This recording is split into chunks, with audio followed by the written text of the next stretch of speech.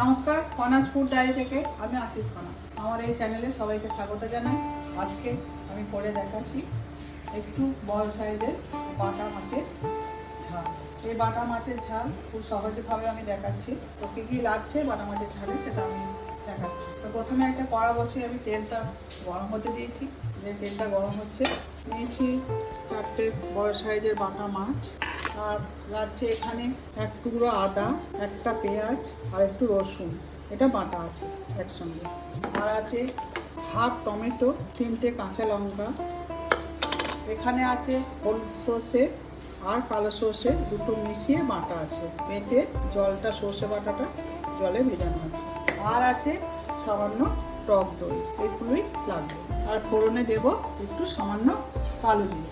প্রথমে মাছগুলো ভেজে নেব। এবার একটা একটা করে মাছ আমি হালকা করে ভেজে নেব।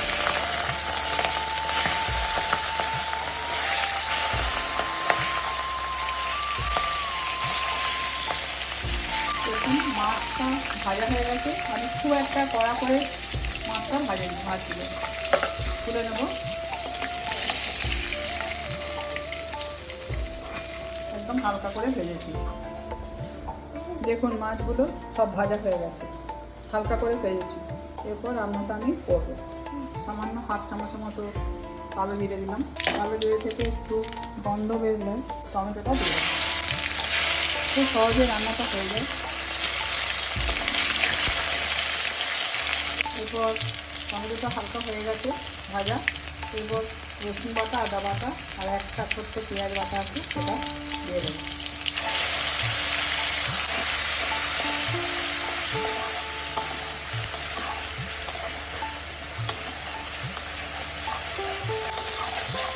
দেখুন মশলাটা খুব ভালোভাবে ভাজা হয়ে গেছে। এরপর পরিমাণ মতো হলুদ দিলাম, 1 চামচের মতো কাশ্মীরি লঙ্কার গুঁড়ো, রঙের জন্য দিলাম এটা। আর দিলাম হাফ চামচের মতো চিনি, পরিমাণ মতো লবণ। এরপর দিয়ে দেবো দিয়ে রাখা টক দই 1 চামচের মতো, এটা দিয়ে দেবো।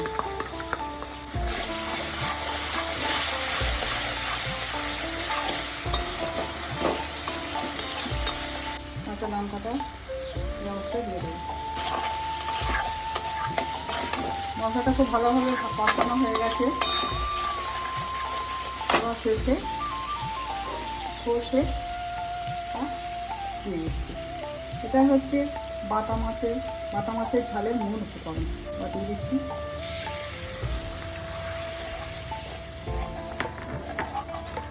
দেখুন সর্ষেটা হালকা করে ভেজে নিয়েছি। খুব বেশি ভাজলে তেতো হয়ে যাবে। অল্প সর্ষে বাটাটা ভেজেছি। এবার পরিমাণ মতো জল দিয়ে চাপানো হবে। খুব বেশি জল দেবে না,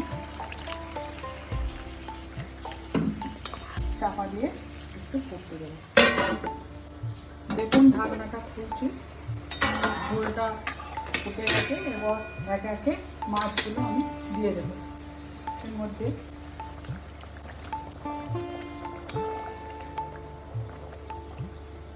এবার আরও একবার চাপা দিয়ে একটু ফুটে যাবে। দেখছি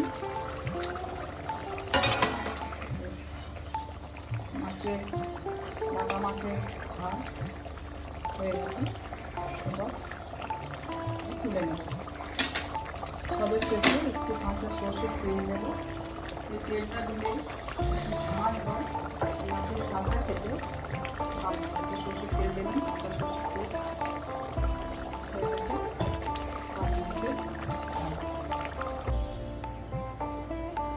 বাটা মাছের ঝালের রেসিপি আমার হয়ে গেছে। আপনারা অবশ্যই ভিডিওটা দেখবেন। আর কেমন লাগলো এই রান্নাটা আমার সবাই কমেন্ট করে জানাবেন।